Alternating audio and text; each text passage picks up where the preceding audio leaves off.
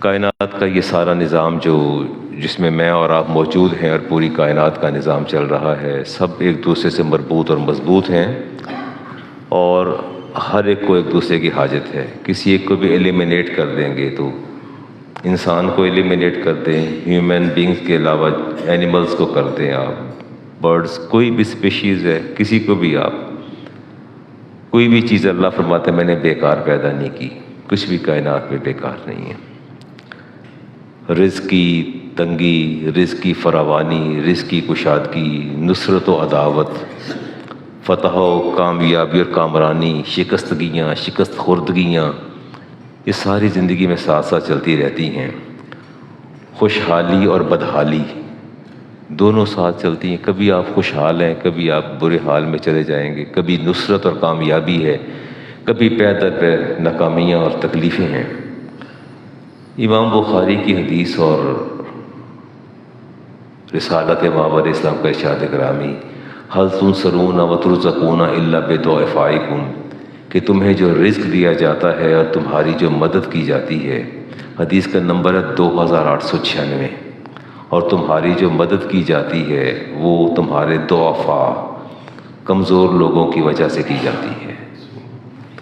کمزور مالی طور پر ہوں، جسمانی طور پر ہوں، اپنی قوت کے اعتبار سے ہوں۔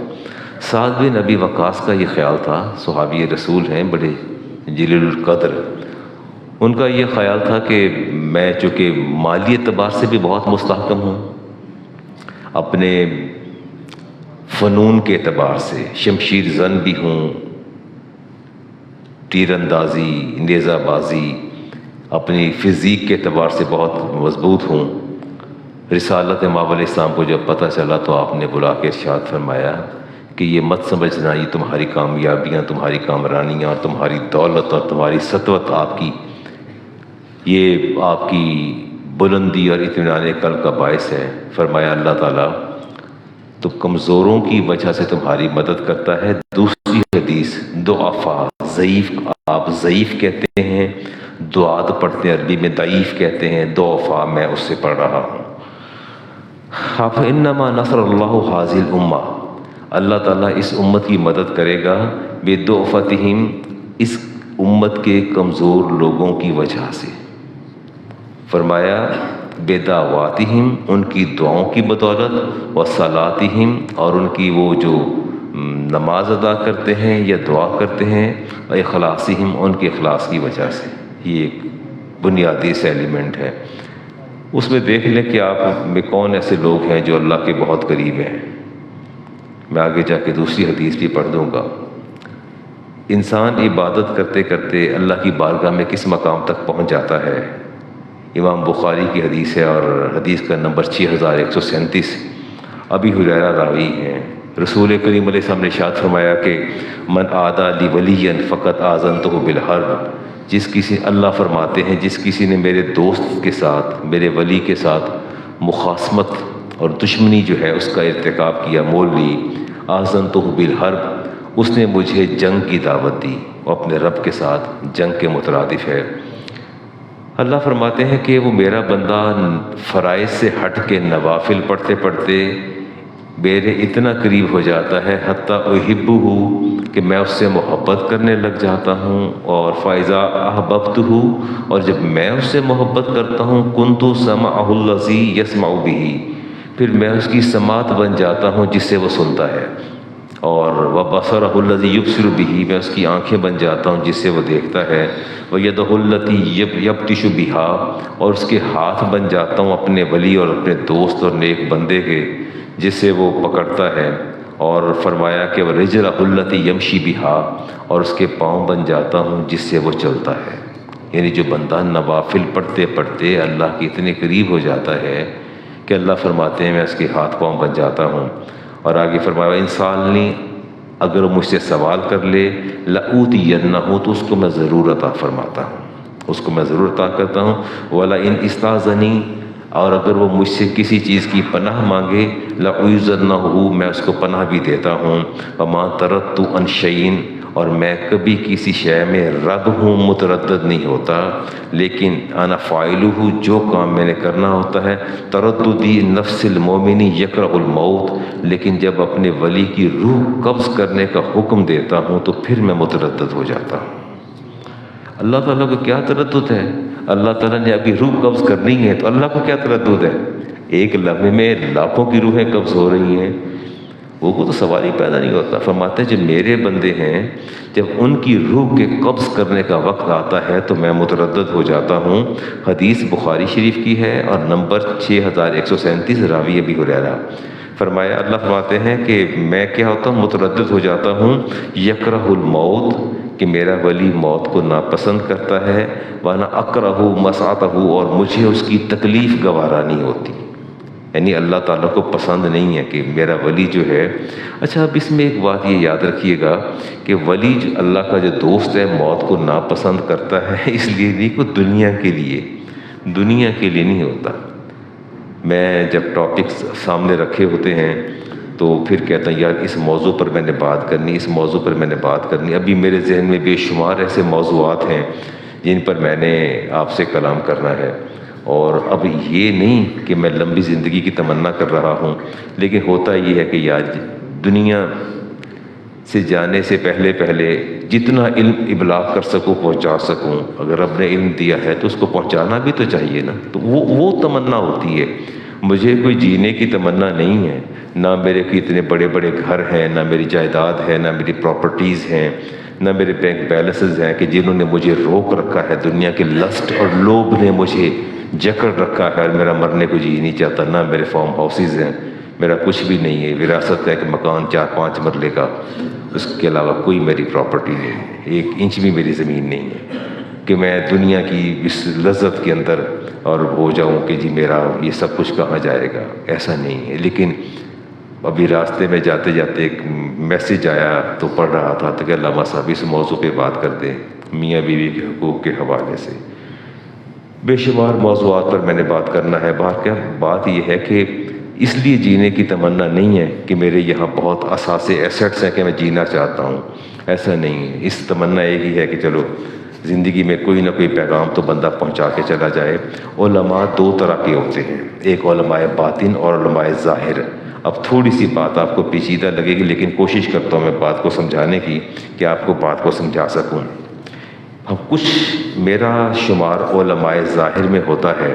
ہم لوگ کیلو کال کے لوگ ہوتے ہیں، ہمارے علوم کسبیہ ہوتے ہیں، یعنی ہم پڑھتے ہیں، دن رات محنت کرتے ہیں، جد و جہد کرتے ہیں۔ خواجہ قمر الدین سیالوی رحمۃ اللہ تعالیٰ علیہ پڑھا ان لوگوں نے، دن رات ایک کیا، مشقتیں اٹھائی، اور دلائل عقلی اور نقلیہ کے ہم لوگ باہر ہوتے ہیں۔ علماء باطن کا درجہ جسے آپ اللہ کا ولی کہتے ہیں، اسے تھوڑا اوپر شروع ہوتا ہے۔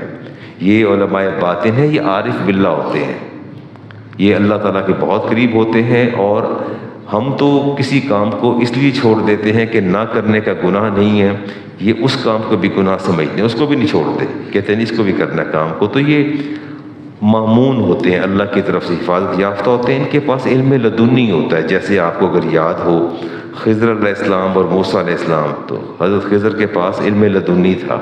اللہ نے خود فرمایا کہ ہم نے خضر کو علم لدنی عطا فرمایا ہے، ایسا علم جو اللہ تعالیٰ خود سینے پر القاء فرما دیتا ہے۔ تو اس کی اللہ تعالیٰ نے بات فرمائی تھی۔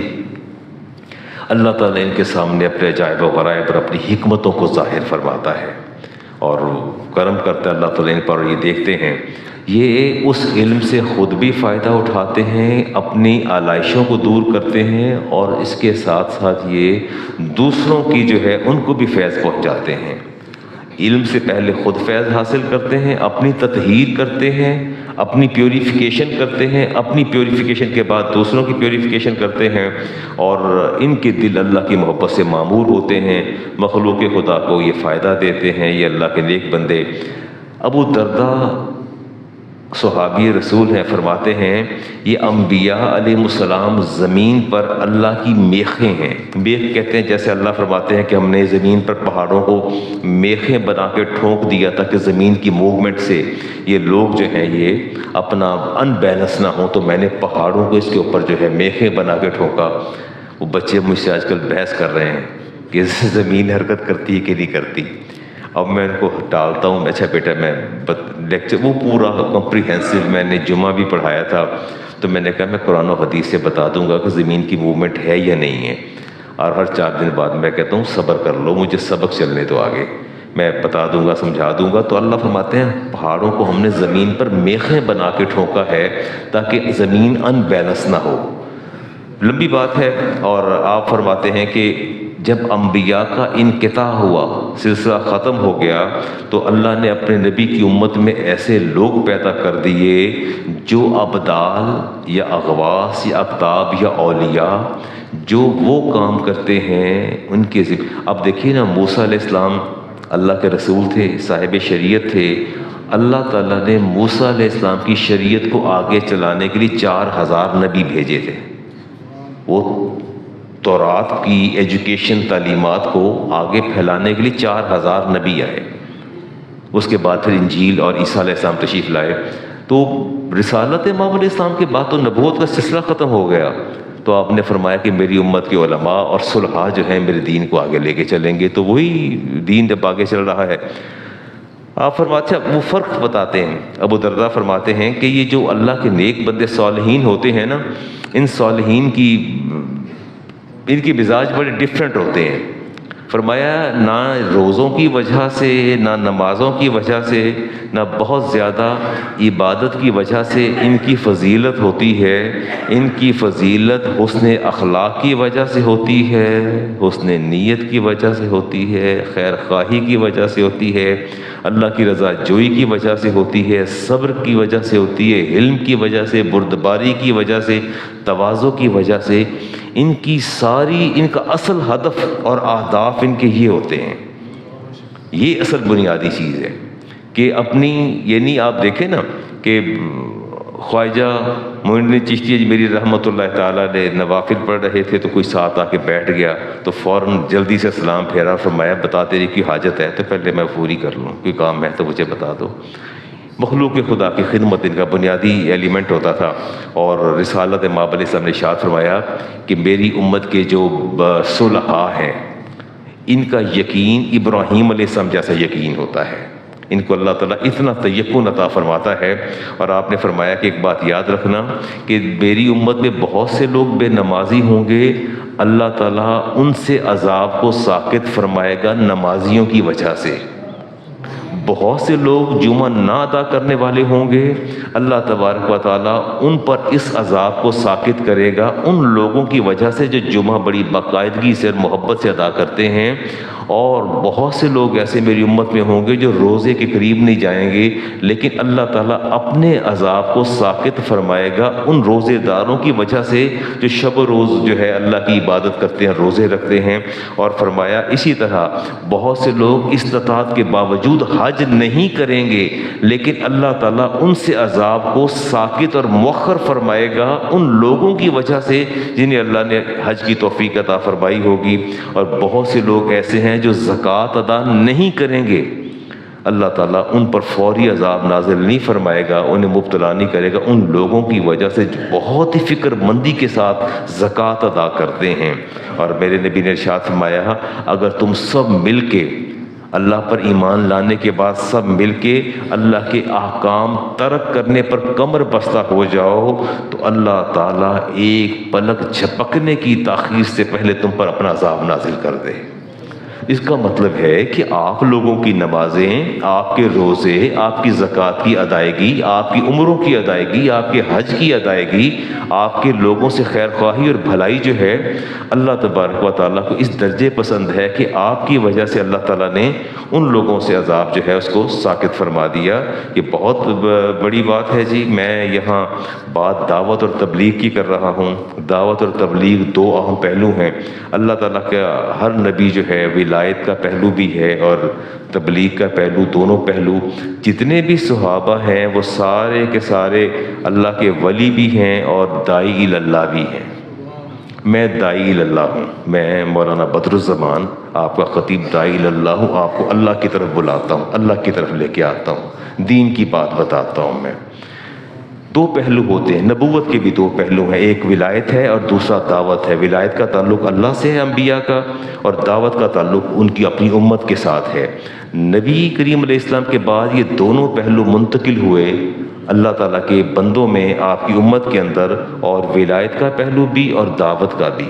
ہم لوگ دعوت دیتے ہیں، اللہ کے ولی بھی موجود ہیں جو عالم بھی ہیں، اور اس کے بعد آپ کو راہ راست بھی دکھاتے ہیں، لیکن with the passage of time, وقت کے ساتھ ساتھ ایسا ہوتا چلا آیا کہ ایک پر جو طبقہ تھا اس پر ولایت کا غلبہ ہوا، ایک طبقے پر علم کا غلبہ ہوا۔ تھوڑی سی بات آپ کو مشکل ہے سمجھانے کی کوشش کرتا ہوں۔ ولی تو عالم ہے، اس میں تو کوئی شک نہیں ہے۔ اب آپ دو ہستیوں کو دیکھیے، آپ امام اعظم ابو حنیفہ رحمۃ اللہ، سارے آپ حنفی ہیں، جتنے بھی ہیں سارے حنفی ہیں، آپ یہاں جو میرے پاس بیٹھے ہیں سارے سب کانٹیننٹ کے اندر احناف زیادہ ہیں۔ اچھا ادھر آپ دیکھیے داتا گنج بخش رحمۃ اللہ تعالیٰ علیہ کو دیکھ لیجئے، امام اعظم کو دیکھیے، شیخ عبد القادر گیلانی کو دیکھیے، امام مالک کو دیکھیے۔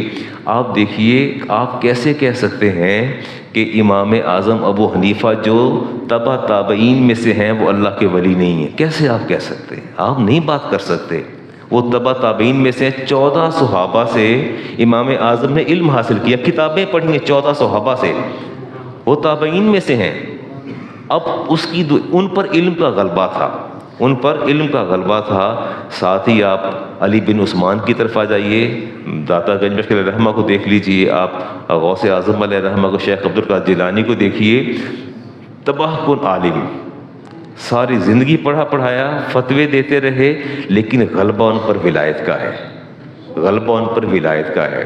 اسی طرح یہ ایسی بائفرکیشن ہوئی، کسی پہ غلبہ علم کا ہوا اور کسی پر غلبہ تبلیغ کا ہوا، اور کچھ ایسے ہیں جن پر علم کا بھی غلبہ تھا، اور جو نبی کی ولایت کے بھی وارث تھے اور علم کے بھی وارث تھے۔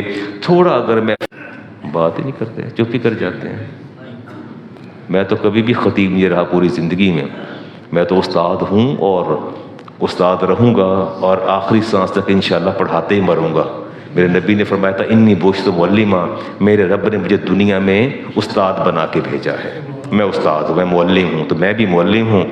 میں آپ کو باپ سے بات کرتا ہوں، میری بات کا جواب دیں تو کیا افتخار صاحب اگر میں ایک بڑی سی میں اس کو تھوڑا سا کرکس اور اس کا وہ نکالوں، آپ یہ دیکھ لیجئے کہ شریعت آپ کی دودھ ہے اور طریقت آپ کا مکھن ہے۔ ولی پہلے دودھ کی منزل کو پہنچتا ہے اور اس کے بعد اگلے سفر کے بعد والد کی طرف سے علی المرتضیٰ شیر خدا سے ملتا ہے، اور ماں کی طرف سے خاتون جنت فاطمہ الزہرا کے ساتھ جا کے ملتا ہے۔ یہ پانچویں ہے جن کی پانچویں پشت کے اندر جا کے ملتے ہیں، اور ادھر موسیٰ کاظم سے ہوتا ہوا علی بن محمد باقر بن زین العابدین بن حسین بن سیدہ فاطمہ الزہرا رضی اللہ تعالیٰ عنہ تک جا کے آپ کا سلسلہ پہنچتا ہے۔ بڑی باکمال ہستی، بڑی ہی باکمال ہستی، کیا ذکر کریں اور کہاں سے ان کی تعلیمات کی بات کرتے ہیں، اور دیکھتے ہیں کہ انہوں نے مجھے اور آپ کو، آپ کے لیے کیا کیا راہیں متعین کی ہیں۔ نصیبی ہے کہ مجھے دعوت دے دی ہے ادھر ہی کہ علامہ صاحب وہ ہفتے کو آ کے گفتگو کر دیں، شاید وہ ان کا زندگی کا پہلا اور آخری چانس ہوگا، مجھے دوبارہ نہیں بلائیں گے کبھی بھی مجھے۔ باید بستامی رحمۃ اللہ تعالیٰ علیہ سے کسی نے پاس مرید بیٹھا تھا، اور اس نے کہا جی یہ، فرمایا کیا بات ہے صبح سے بیٹھے، کوئی کام ہے مجھ سے؟ کہنے لگا جی یہ جو آپ نے پہن رکھا ہے نا، یہ جبہ یا خرقہ جو پہن رکھا ہے، ذرا حصول برکت کے لیے چھوٹا سا ٹکڑا چاہیے مجھے۔ آپ نے فرمایا دیکھ میری بات سن، تو با یزید کی ساری کھال اتار کے لے جا، تجھے اتنی بھی برکت حاصل نہیں ہوگی جب تک تیرے پاس با یزید کی نیت اور خلوص نہیں ہوگا۔ اصل تجھے مقام اور مرتبے تک پہنچائے گا با یزید کا خلوص، اور اس کا وہ نیت تجھے پہنچائے گی۔ ہم لوگ ظاہر بین ہیں، ظاہر کی طرف چلتے ہیں، باطن کو ہم چھوڑ دیتے ہیں، اور لوگوں کے پاس کھانے کے لیے کچھ نہیں ہے، مجھ پر کرم ہوا میں مدینے چلا، مجھے بلاوا آ گیا میں مدینے چلا۔ آپ پر تو پل پل میں کرم ہو رہا ہے، بچہ ہو گیا تو آپ پر کرم ہو جاتا ہے۔ مجھے نہیں سمجھ آتی کرم کے سارے دروازے آپ پر ہی کھل گئے ہیں۔ کرم کو سمجھا آپ نے کب ہے؟ اللہ کے کرم کو آپ نے سمجھا ہی کبھی نہیں ہے۔ علی بن عثمان حجویری داتا سے پوچھا کہ یہ کرم کیا چیز ہوتی ہے؟ فرمایا نفس غالب ہو تو کرم نہیں ہوتا۔ اوہو، اتنی بڑی بات سمجھ نہیں آئی۔ سخت باتیں ہیں، کوشش کیجئے کہ ڈائجسٹ ہو جائیں، آپ کو ہضم ہو جائیں۔ فرمایا نفس غالب ہو تو کرم نہیں ہوتا۔ میرے 4 شاگرد اگر ڈوب کے سارا سب کچھ بہہ گیا ان کا، میرے مدرسے میں پڑھ رہے ہیں، مجھ پر کرم ہوا، علامہ صاحب مدینے چلے، بلاوا آ گیا، علامہ صاحب مدینے پہنچ گئے ہیں، مجھ پر کرم ہو گیا، میں مدینے چلا۔ یہ نفس غالب آ رہا ہے۔ یہ کون غالب آ رہا ہے؟ جاتے میں نے 2 دیگیں بھی پکانی ہیں، دوستوں کو بھی بلانا ہے، میں نے سوشل میڈیا پر اپنی تشہیر بھی کرنی ہے، واپسی پر پھر میں نے سر سے وہ جاتے احرام باندھ کی بھی تصویر لگائی۔ مجھ پر کرم جو ہوا ہے، مجھ پر کرم ہو رہا ہے، وہاں بھی سوشل میڈیا پر میں وہاں بھی ویڈیو بناؤں گا بیت اللہ کے سامنے، مجھ پر کرم ہوا، میرے پہلو میں لوگ سسک کے مر رہے ہیں پر مجھ پر کرم ہو گیا۔ علی بن عثمان فرماتے ہیں، علیہ رحمہ فرماتے ہیں، جب نفس غالب ہو تو کرم نہیں ہوتا، تو کرم نہیں ہوتا۔ یہ بات ذہن میں رکھنا۔ علم اگر حجاب بن جائے، علم اگر حجاب اور پردہ بن جائے، جب آپ کو یہی پتہ نہیں چل رہا کہ میری پیورٹیز کیا ہیں، میری ترجیحات کیا ہیں اور میں نے کیسے فکس کرنی ہے، بہن کے گھر کھانے کے لیے کچھ نہیں اور آپ کی بیٹی کی مائیوں مہندیوں اور اس کے پاس باراتیں اور نہ جانے کیا رسمیں ہو رہی ہیں، علم حجاب بن گیا۔ اگر پی ایچ ڈی بیٹے کو ماں باپ جاہل نظر آنا شروع ہو جائیں تو یہ کرم نہیں ہوا، یہ غضب ہوا اللہ تعالیٰ کا، اسے کرم نہیں کہتے۔ مجھے چند دن پہلے باہر سے ایک نوجوان نے فون پہ مجھے کہا کہ علامہ صاحب وہ بس آپ کو تو پتہ ہی ہے کہ پہلا رشتہ ٹوٹ گیا، اب دوسرا ہونا ہے، میں امی کے خاندان میں نہیں کرنا چاہتا کیونکہ خاندان کے اندر یہ خرابیاں ہیں اور یہی چیزیں ٹریول کرتی جینیٹیکلی میری والدہ میں بھی آ گئی ہیں، والد کے خاندان میں یہ خرابیاں ہیں، بچہ بہت آرٹیفیشل انٹیلیجنس کے اندر کوئی اچھی ڈگری اس نے لی اور باہر تک جاب کرتا ہے۔ اسے کہا کہ ابو کا خاندان بھی ایسا ہے۔ کیسا اللہ کا کرم ہوا ہے، کرم ہو گیا نا اللہ کا، یہی تو اللہ کا کرم ہے کہ ماں بھی جاہل نظر آ رہی ہے، باپ بھی جاہل نظر آ رہا ہے، اس سے بڑا کرم آپ پر کیا ہو سکتا ہے؟ یہ کرم نہیں ہوتا۔ امیر ماں باپ کو، امیر بیٹے کو ماں باپ غریب نظر آنے لگ جائیں تو کرم نہیں ہوتا اللہ تعالیٰ کا، یہ اللہ تعالیٰ کا غضب ہوتا ہے۔ کاش ہم نے کوئی سوچا ہوتا اور کوئی دیکھا ہوتا۔ میں دیکھتا ہوں کہ بات آگے لے کے چلتا ہوں، گھڑی بھی دیکھتا جاؤں نا ساتھ ساتھ۔ شیخ عبد القادر جیلانی غوث اعظم علیہ رحمہ فرماتے ہیں کہ کچھ لوگ، یہ پہلے تو یہ مدرسے کی بنیاد بات کر رہے ہیں، یہ دیندار لوگ جو ہوتے ہیں اللہ کے ولی، ان کا ایک ہی مطمع نظر ہوتا ہے، انہوں نے دین کو فروغ دینا ہوتا ہے۔ اگر آپ کے علم میں ہو تو علی بن عثمان حجویری علیہ رحمہ نے سب سے پہلے لاہور میں آ کے کس چیز کی بنیاد رکھی تھی؟ مسجد اور مدرسے کی بنیاد رکھی تھی۔ ان لوگوں کا طرز عمل تھا، سب سے پہلے وہ سورس جنریٹ کرتے تھے جہاں سے اللہ اور اس کے رسول کا پیغام جانا ہے، اور ترویج کی، علم کی ترویج کی بات کرتے تھے۔ آپ تشریف فرماتے اور مدرسے کا پھیلاؤ، ایکسٹینشن کرنی تھی مدرسے کی۔ ایک خاتون آئی اور آ کے عرض کرتی ہے کہ جی میں آپ سے بات کرنے آئی ہوں، یہ میرا شوہر ہے، اس نے میرا 20 دینار، درہم نہیں دینار، یہ 4 گرام یا 4.5 گرام سونے کا کوائن سکہ ہوتا ہے، سونے کا گولڈ کوائن، تو کہتی 20 دینار اس نے میرا وہ دینا ہے، حق مہر دینا ہے۔ تو میں نے اسے کہا کہ اگر تو ایسا کر لینا 10 دینار تجھے میں معاف کر دیتی ہوں، 10 دے دو، 10 میں تجھے معاف کر دیتی ہوں، لیکن شیخ اقدس کا مدرسہ ایکسٹینڈ ہو رہا ہے، ایکسٹینشن ہو رہی ہے، وہاں بچے بھی پڑھتے ہیں اور وہ تعلیم حاصل کرنے جاتے ہیں، اگر تم 10 دن وہاں لیبر میں کام کر لو تو میں تمہیں 10 دینار معاف کر دوں گی۔ آپ لوگوں کی کانسیپٹس دیکھیں کہ دین کی خدمت وہ لوگ کیسے کرتے تھے۔ آپ کے پاس آئی، کہنے لگے جی ہمارا معاہدہ ہوا ہے، یہ میرے شوہر ہیں، ان کا 20 دینار جو ہے وہ حق مہر میرا، 10 میں چھوڑتی ہوں، 10 مجھے دے دے، اور 10 پر بھی میں یہ احسان کرتی ہوں کہ جب چاہے زندگی کے کسی مرحلے پر دے دے، اقساط کے اندر دے دے، مرحلہ وار دے، تھوڑا تھوڑا دے دے، یہ بھی اس کی رعایت ہے، لیکن شرط یہ ہے کہ اس مدرسے کی کنسٹرکشن میں یہ لیبر کرے گا۔ میں یہ چاہتی ہوں کم از کم میرے خاندان کا کل کو لوگ یہاں پڑھیں تو میرے خاندان کا بھی نام آ جائے۔ آپ نے اس کو قبول فرما لیا، فرمایا اس کو چھوڑ جائیے، اور اس کے بعد آپ نے 1 دن وہ لیبر کرتے تھے، 1 دن کے آپ پیسے ادا کرتے تھے، یوں 5 دن کے بعد 10 دن پورے کیے، فرمایا اگر میں 10 دن بغیر لیبر کے، بغیر اجرت کے سے کام لوں گا تو گھر کی روٹی نہیں چلے گی۔ نہیں سمجھ نہیں آ رہی بات، آپ بات پر غور کریں نا، ایک بندہ بیچارہ خود مزدور ہے، ڈیلی کما کے لاتا ہے اور کما کے لا کے گھر کو اپنی روٹی پوری کرتا ہے، اگر 10 دن کام پہ نہیں جائے گا تو تکلیف نہیں ہوگی؟ فرمایا تم ایک دن جو ہے بغیر وداؤٹ جو ہے اجرت کے تم کام کرو، ایک دن میں تمہیں اجرت دوں گا، 10 دن پورے ہوئے 5 کی اجرت ادا فرما دی کہ تیرے گھر کا سلسلہ نہ رکے۔ یہ میں نے کس کی بات کی ہے؟ کس کی بات کی ہے؟ غوث اعظم رحمۃ اللہ تعالی علیہ۔ اگر آپ کو دشواری ہو رہی ہے، لفظ ڈائجسٹ نہ ہو غوث اعظم کا یا محبوب سبحانی کا، تو آپ شیخ عبد القادر جیلانی علیہ رحمہ کہہ لیجیے، کوئی حرج نہیں ہے۔ اگر آپ کو تھوڑی دشواری ہوتی ہے، زبان میں اگر لکنت آ جائے تو کوئی حرج نہیں ہے، آپ شیخ اقدس کہہ لیں، شیخ عبد القادر جیلانی کہہ لیں، جہاں آپ کی زبان جو ہے رواں ہو جائے، کوئی مسئلہ نہیں ہے۔ آپ کے کچھ کہنے نہ کہنے سے کسی کے مقام اور مرتبے کو ہرگز فرق نہیں پڑتا جی۔ اور آگے دیکھتے ہیں جی، وہ امام محمد رضا خان رحمۃ اللہ تعالیٰ علیہ تشریف فرما تھے، اور وہ ایک شخص آیا،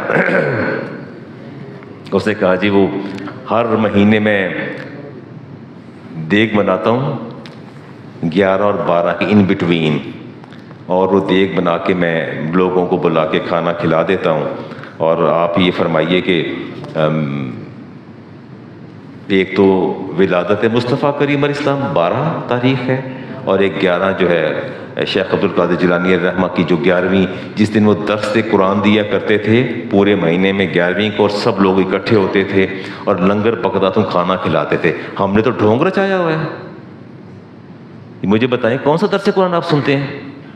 10 پروفیشنل نعت خانوں کو بلا کے نعت خوانی کروا کے جھوم جھام کے شرکیہ منقبتیں پڑھ کے اس کے بعد کھانا کھا پی کے چلے جاتے ہیں۔ وہ تو درس قرآن دیا کرتے تھے، وہ تو پڑھاتے تھے، وہ تو چھوٹے بچوں کو بھی قرآن پڑھاتے تھے۔ وہ کہتا ہے جی میں یہ کام کرتا ہوں کہ ہر 11 اور 12 یہ ایک کچھ کمبائن کر لیتا ہوں، اور ایک دیگ بنا کے میں دیگ جو ہے وہ تقسیم کر دیتا ہوں۔ وہ کہتے ہیں ساتھ ہی کوئی اپنا مدرسہ کنسٹرکٹ ہو رہا ہے، تعمیر شروع ہو گئی ہے، تو مولانا جو مدرسہ بنا رہے ہیں وہ آ کے کہتے ہیں کہ تو مجھے یہ جو دیگ بناتے ہو نا مہینے کی، تم یہ جو بھی چکن یا مٹن یا جو بھی بیف بنا کے دیتے ہو یہ نہ بناؤ، یہ تم پیسے مجھے دے دو، مدرسے کے بچے کھا لیں گے اور کچھ مدرسے کے کام آ جائے گا۔ تو میں آپ سے یہ پوچھنے آیا ہوں، یہ کس کے قول کو میں نقل کر رہا ہوں؟ امام احمد رضا خان بریلوی رحمۃ اللہ تعالیٰ علیہ، بریلی شہر ہے۔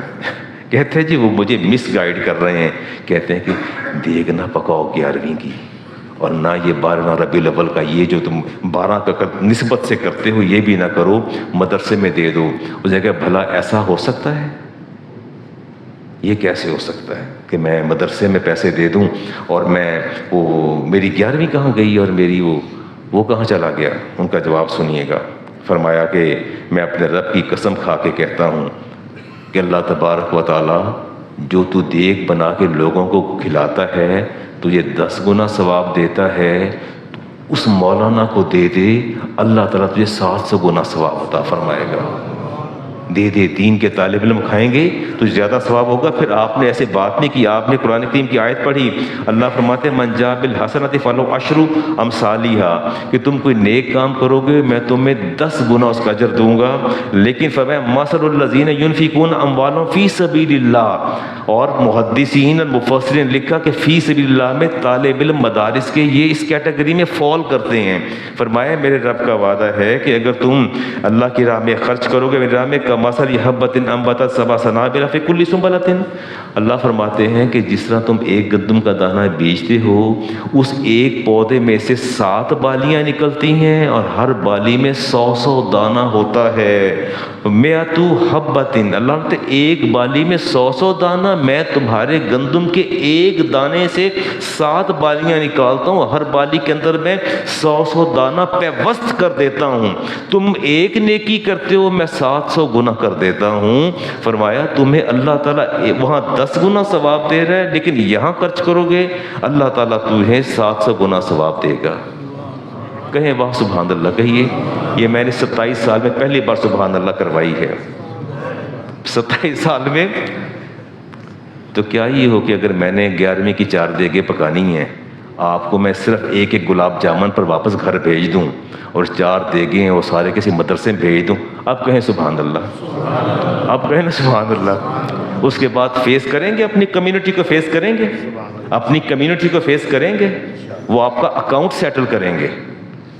کبھی آزما کے دیکھیں تو صحیح نا، پہلے ان کو نعت شریف سنوائیے، آدھا پونا گھنٹہ نعت شریف، پھر خطاب سنوائیے، اس کے بعد ایک بندہ کھڑا کیجئے، ڈبہ دیجئے مٹھائی کا، ٹوکرا رس گلوں یا گلاب جامن کا، چل بھی منڈیا ایک ایک دے سارے آنوں، اس کے بعد کہیں دعا ہو گئی، آپ تشریف لے جائیے۔ نہ کوئی مٹن ہو، قورمہ ہو، نہ چکن قورمہ ہو، نہ کوئی پالک گوشت ہو، کچھ نہ ہو، ٹھیک ہے، ٹھیک ہے نا؟ چلیں، مشکل بات ہے، میرا کام تو پیغام دینا تھا۔ میں نے تو قرآن کریم کی آیات بھی پڑھی ہیں، پیغام بھی دیا ہے، اللہ کے بندو واپس اللہ کی طرف آ جاؤ، آپ کو اپنے رب کی طرف لوٹنا ہے۔ یہ دین کو تماشا نہ بنائیں، دین کوئی آپ کے گھر کی جو ہے وہ لونڈی نہیں ہے کہ آپ جس طرح چاہے اس کو بدلتے جائیں، موڑتے چلے جائیں۔ دین وہی ہے جو آپ نے اللہ اور اس کے رسول کی رضا کے لیے آپ نے اس کو حاصل کرنا ہے۔ جی دیکھتے ہیں جی اگلی بات، شیخ عبد القادر جیلانی رحمۃ اللہ تعالیٰ علیہ فرماتے ہیں، انہوں نے اپنی کتاب میں باب باندھا ہے، بات بری تو نہیں لگی میری، میں کہیں کرٹیسائز نہیں کر رہا کسی پر، کوئی یہ نہ سمجھے جو جی اچھا چل ایک اور کام کر لیں نا، ایک اور کام کر لیں، اگر آپ کو اتنا ہی خوف ہے، جیسے میں آپ کو اکثر کہتا ہوں کہ جب اب اپنے کسی بزرگ کے قل یا چہلم کرنا ہے، فرض عباس صاحب آپ نے 4 دیگیں پکانی ہیں، اپنے والد صاحب کے ختم کی 4 دیگیں پکانی ہیں، تو کیا اتنے گئے گزرے 4 کسی یتیموں مسکینوں کو نہیں کھلا سکتے؟ پہلے ان کو بھجوا دیں، بعد میں 8 دیگیں مہمانوں کو کھلا دیں۔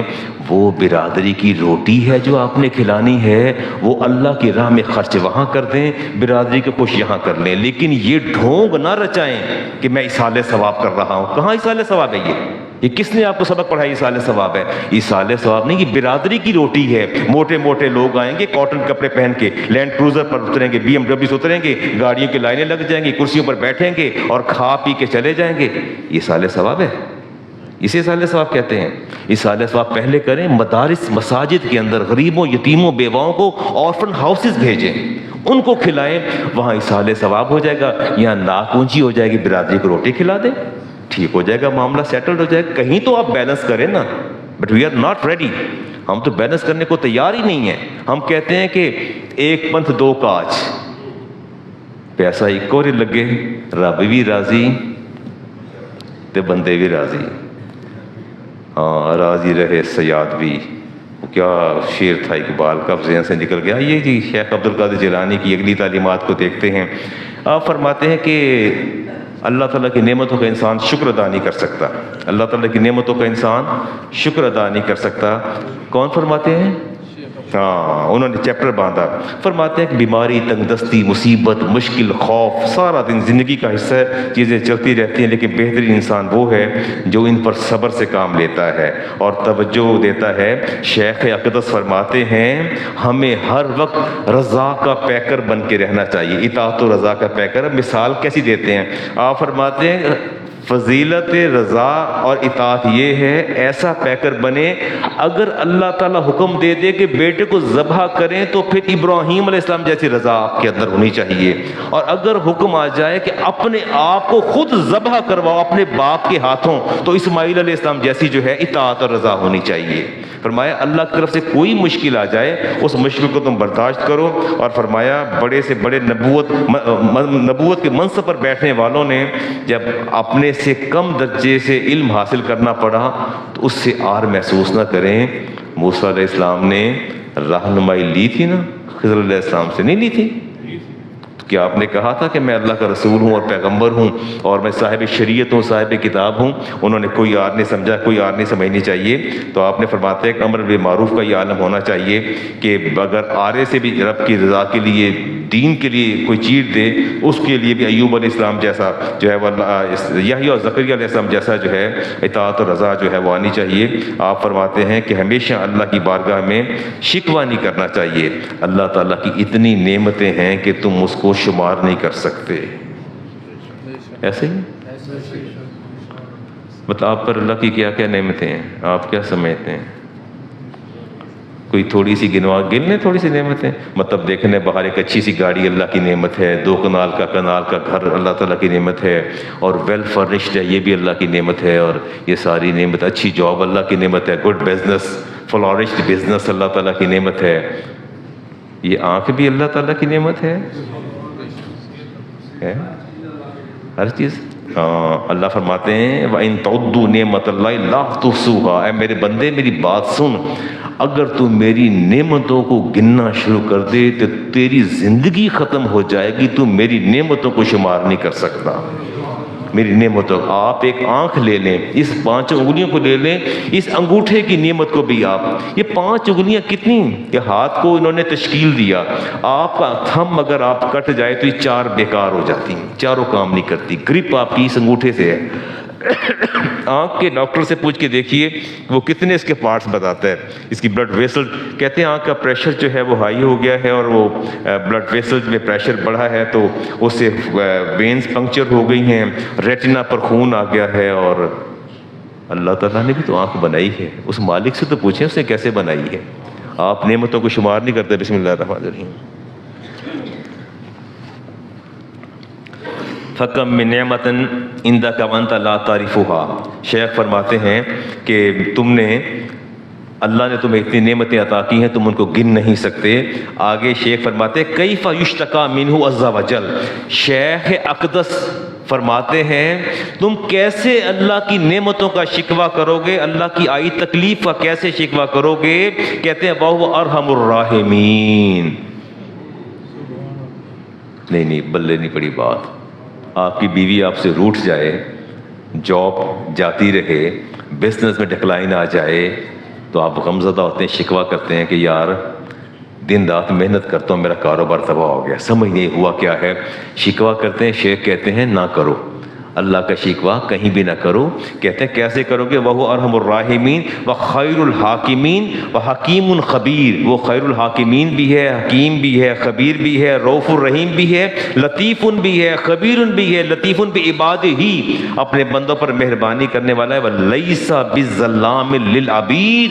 فرماتے ہیں شیخ اقدس فرماتے ہیں رب تو ظلم کرتا ہی نہیں، اللہ تو ظلم فرماتا ہی نہیں. تم شکوہ کس کا کر رہے ہو؟ کس کا شکوہ کر رہے ہو؟ اولاد نہیں ہوئی تو شکوہ کس کا کرتے ہو؟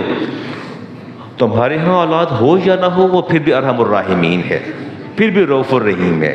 اس کے رحیم اور رؤوف ہونے کے اندر کوئی شک نہیں ہے.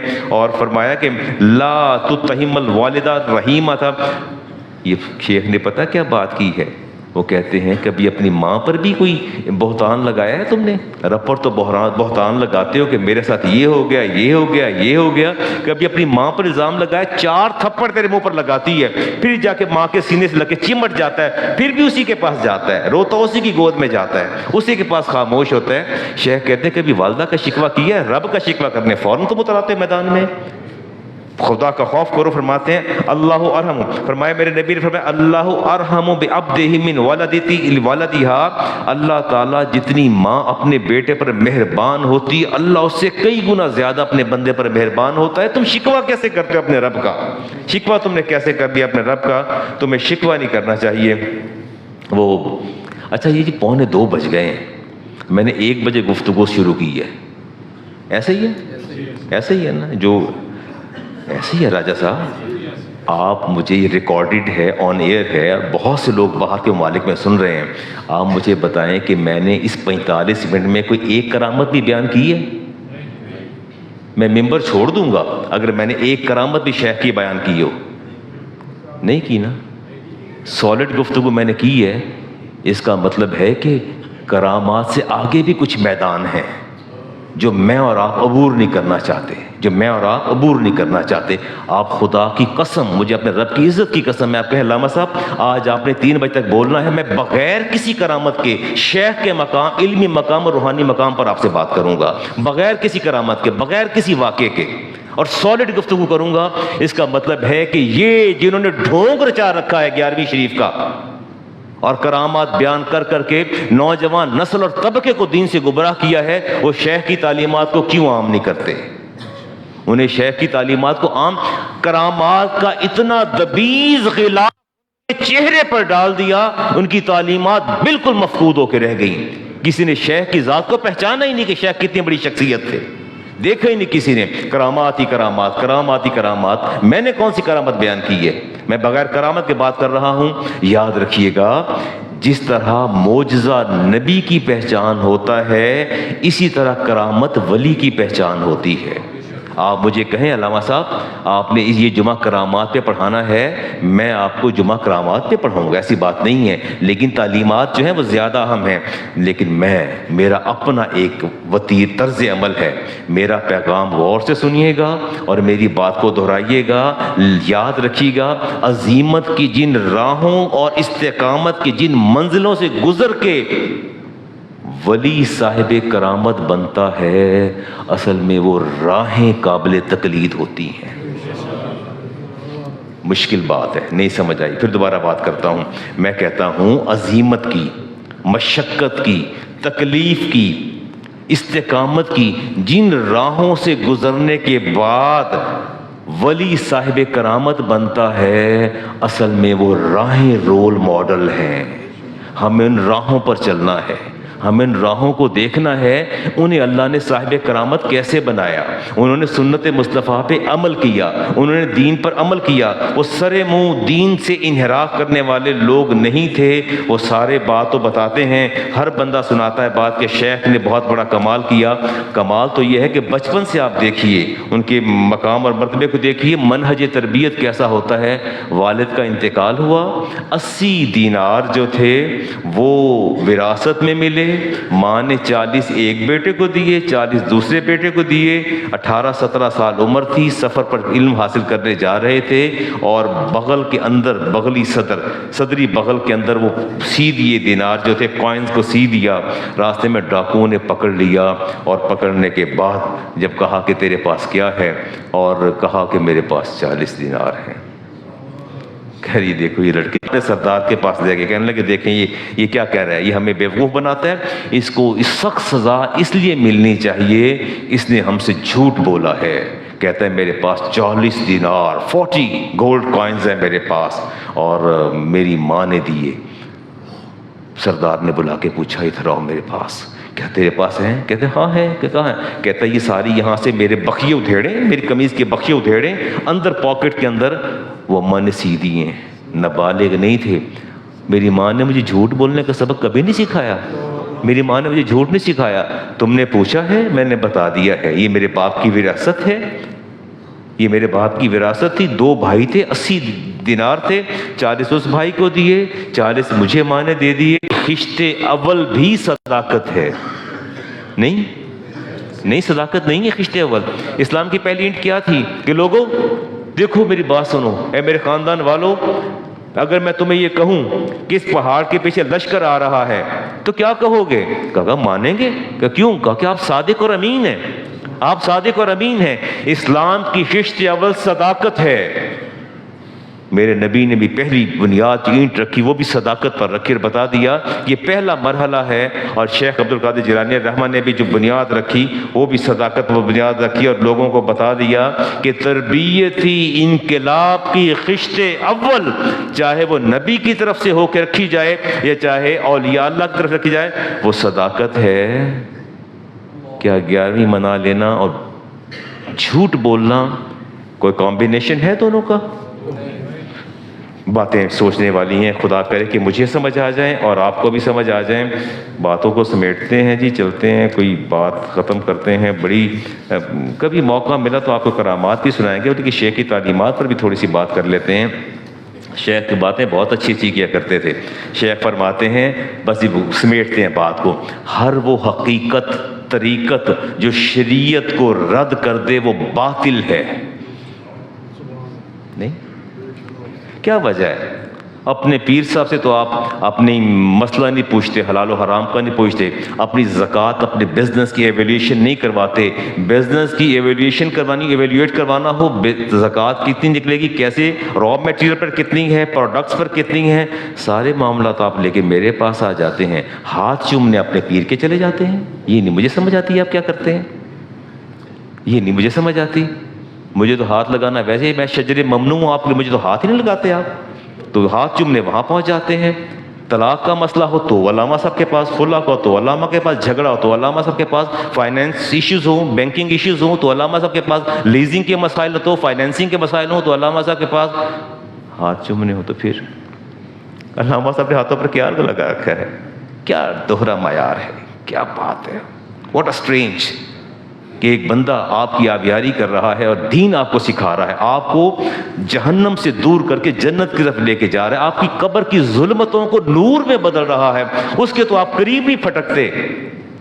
آپ کے شیخ عبد القادر جیلانی اور میرے شیخ غوث اعظم علیہ رحمہ فرماتے ہیں، ہر وہ حقیقت جسے شریعت رد کر دے وہ باطل اور گمراہی ہے، ہر وہ شخص جو بے علم ہے، جو علم سے میرے نبی کے علم سے دور ہے، وہ باطل اور گمراہ ہے، خود بھی گمراہ ہے، لوگوں کو بھی گمراہ کرے گا۔ فرماتے ہیں اللہ سے رحمت نہ مانگا کرو، رحیم کی ذات مانگا کرو، رب سے رب کی ذات مانگا کرو۔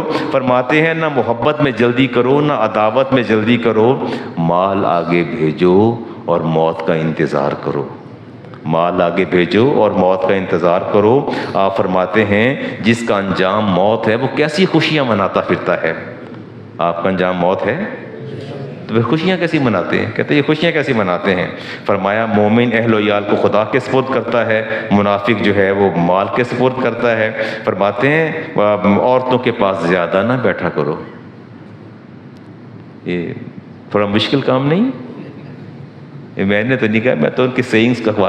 افتخار صاحب میرے شیخ نے فرمایا کہ عورتوں کے پاس زیادہ نہ بیٹھا کرو۔ اس کال کو حذف کر دیتے ہیں، کوشش کرتے ہیں یہاں سے بھی اس کو آف دا ریکارڈ کر دیں کہ خواتین کے پاس زیادہ نہ بیٹھا کرو۔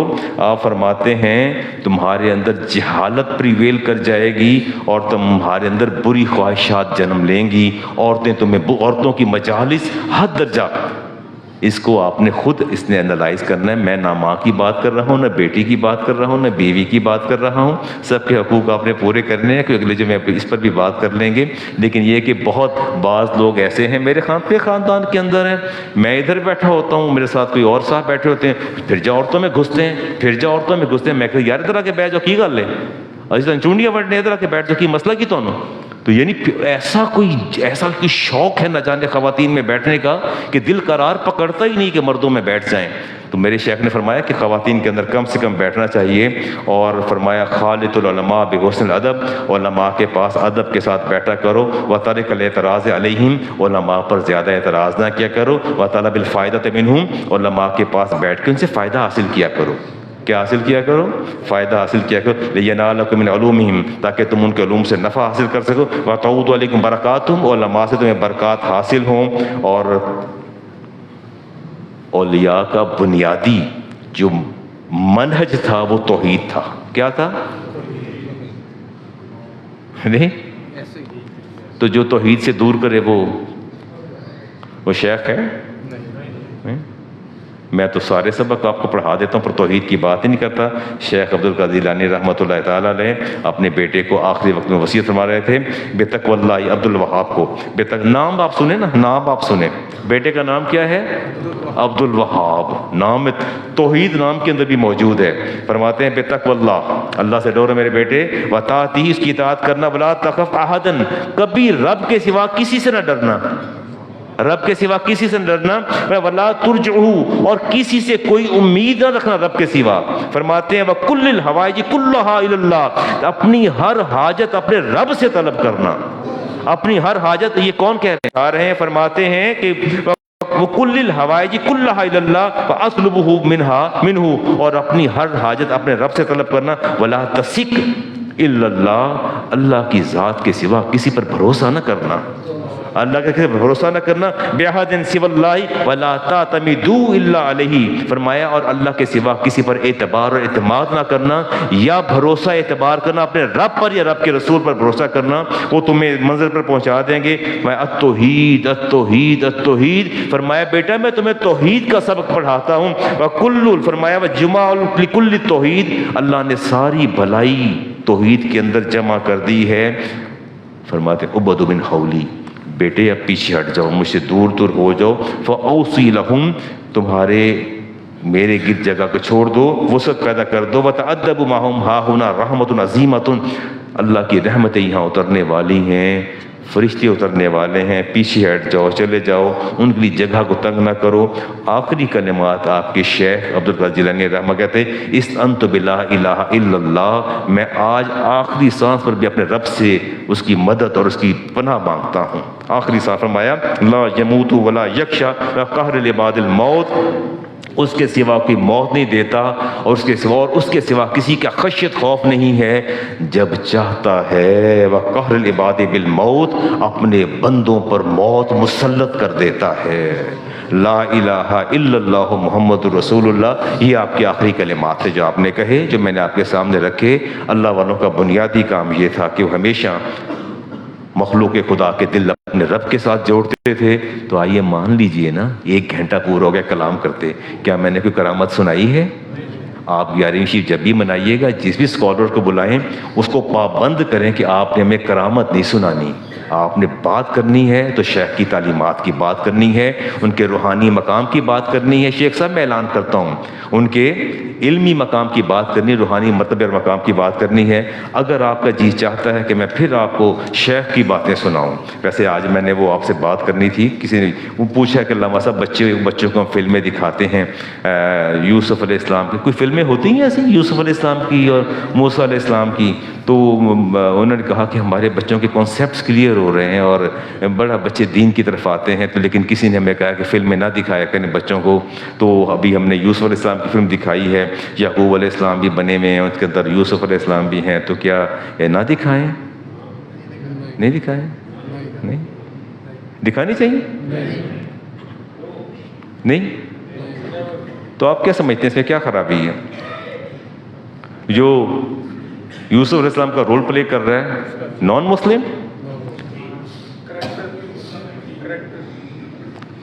بڑی بات ہے نا۔